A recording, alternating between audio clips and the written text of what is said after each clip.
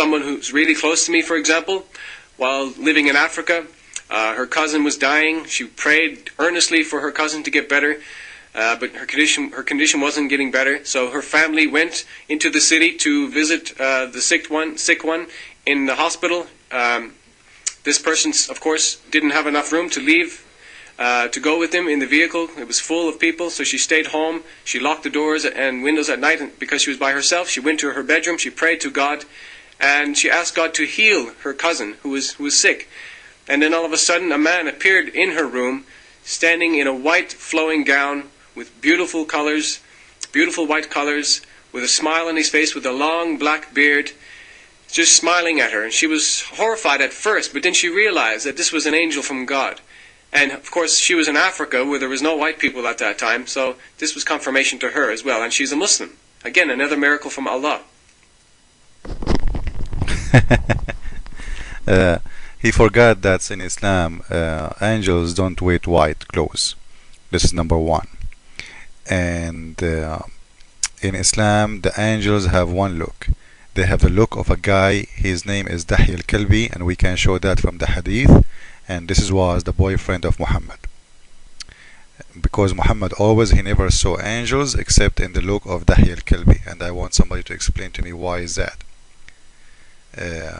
Secondly, you said, whoever you are, that this woman, she prayed to Allah, and Allah, he sent her a messenger, and that was a miracle. What did the messenger did recovery for that man who was dying, her cousin?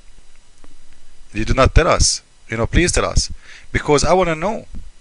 Because if this has happened, I want to know why Allah, he did not save the kids of Muhammad. Why Allah, he did not send any of his angels to save Muhammad kids who did die. Don't you know that Muhammad, he have, according to Muslims, boys who did die because they get sick? Did he pray to Allah? I don't think so, because if you pray to Allah according to you, and Muhammad is a good believer, right? Allah, he should save his kids. But Allah is willing to save someone in Africa, the one you are talking about, but he is not willing to save his own prophet kids. Does that make sense? And Muhammad was crying, praying to God, Allah, why? Why Allah? And you know what? Let me tell you something more. Where is the angels of your God Allah when your prophet family, all of them, with no exception, tortured by his wife Aisha and her army? When the army of the Muslim Sunnah, they follow Ali, and they cut the heads of the grandsons of Muhammad.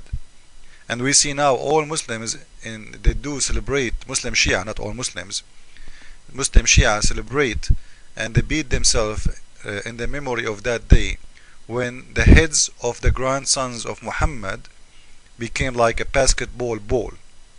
Every Muslim was shooting them in the ground, and they draw their body for more than 5 days, and they put a stick in the butt of Hassan al-Hussein, and they lifted him up to make fun of him, and they take off his clothes, make him naked. Where is your God Allah? Now maybe a Muslim will say to me, okay, where is your God when Jesus he died? Well, Jesus for us as a Christian, he came for this.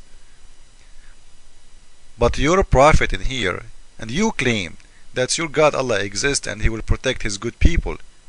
He never did. The family of Muhammad, all of them get killed. Not only the family, all the Khalifa after Muhammad get killed. You know why? I will tell you why. Because they are killers. In Arabic we say, in a Bedouin language, وَبَشَّرِ الْقَاتِلِ بِالْقَتْلِ بَعْدْ حِينٍ, which means, tell the good news for the killer, he will be killed in a while. And this is what happened to your prophet, by the way. He himself, he was killed by poison. Go and read what happened to him. Why he was not able to eat for the last 3 years. Whatever he eat, he threw up. Why his face and his skin turned to be like a gray color. Why? Why every day, all day long? He cannot sleep even. He's screaming from pain. Why Umar ibn al-Khattab, he said, وَقَدْ هَجَرَ الرَّسُولُ, which means the prophet became crazy. The good friend of Muhammad saying Muhammad is crazy. Isn't it a shame to say that about the Prophet? Is that a respect? Huh? Because of the poison, he was going really crazy.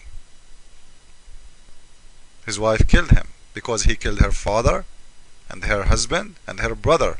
And before he killed them, he ordered his boyfriend Dahya al-Kalbi to rape her. And this woman is Safiya, the Jewish woman who Muhammad killed her family and her tribe. 900 Jews killed them all in the front of her face. And don't forget to mention killing her father and her brother and her husband in front of her eyes. And before he killed them, he ordered Dahya al-Kalbi to rape this woman in front of them. So let us talk smart. I don't know if I can ask Muslims for that. I think this will be an insult. Muslims talk smart, it's impossible. Because the man who believes that Satan will play with his butt when he's praying, as the hadith say, he can't be smart. The man who believes that the prophet of God, he fly in the top of a donkey with 2 wings, he can't be smart. The man who believes when he go to heaven, the sperm of the heaven, sperm of men will be the rain of heaven, and each woman will be 1 mile butt, and 72 women at least, and 300 boys, he can't be smart. But you know what? Muslims are smart, and we are fool. Let us hear more about what this guy is trying to say to us, about more miracles. Let us see. And I don't have enough, I forget, for example, to take my bank card with me, and I've only got some, like, small money, pocket money, change, and a few bills in my pocket. I go to the supermarket, and then I realize when I'm in the checkout line that I forgot my bank card, or my credit card, whatever it may be. And then, so I just pray a little prayer to God, please let me have enough money for all of these groceries, Lord, Allah. And then, all of a sudden, it happens to me that I have the exact amount of change in my pocket as I need to have to buy the groceries. It happens to me all the time. Say, for example, it's $7.11. That's exactly the money I have in my pocket when I pray these prayers. And it happens to me all the time. So to me, those things are miracles. What's the challenge?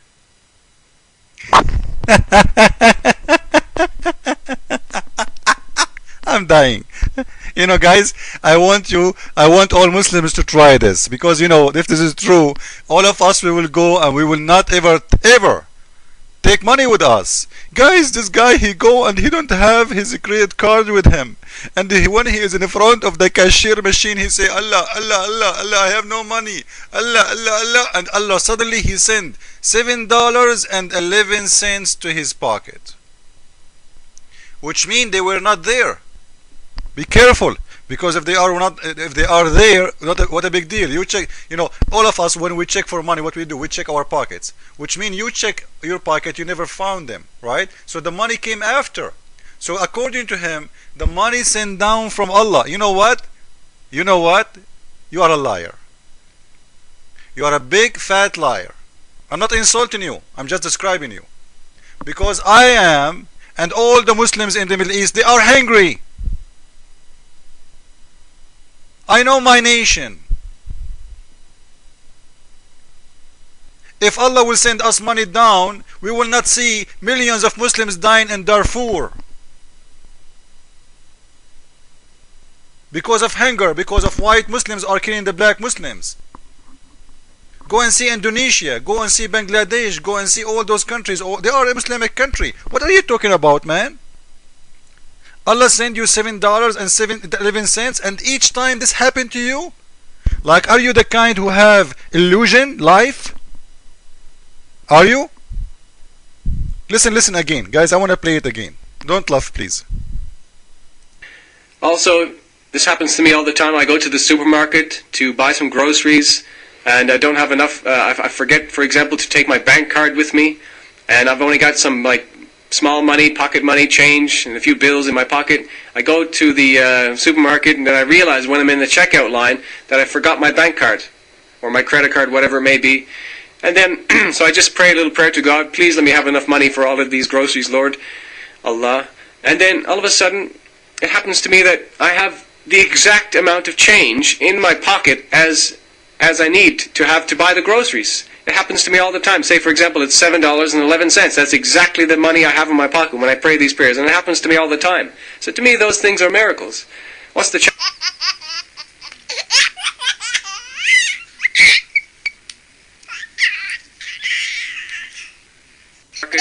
buy some groceries, and I don't have enough. I forget, for example, to take my bank card with me, and I've only got some small money, pocket money, change, and a few bills in my pocket. I go to the supermarket, and then I realize when I'm in the checkout line that I forgot my bank card or my credit card, whatever it may be. And then, so I just pray a little prayer to God, please let me have enough money for all of these groceries, Lord. Allah. And then all of a sudden, it happens to me that I have the exact amount of change in my pocket as I need to have to buy the groceries. It happens to me all the time. Say, for example, it's $7.11. That's exactly the money I have in my pocket. Happened to him all the time. Did you hear it? All the time happened to him. No comment. Bye-bye. One day I prayed, God, please let me get a salary raise at work. There was no reason for me to believe I was going to get a salary raise because I had not been talking to my bosses about that issue.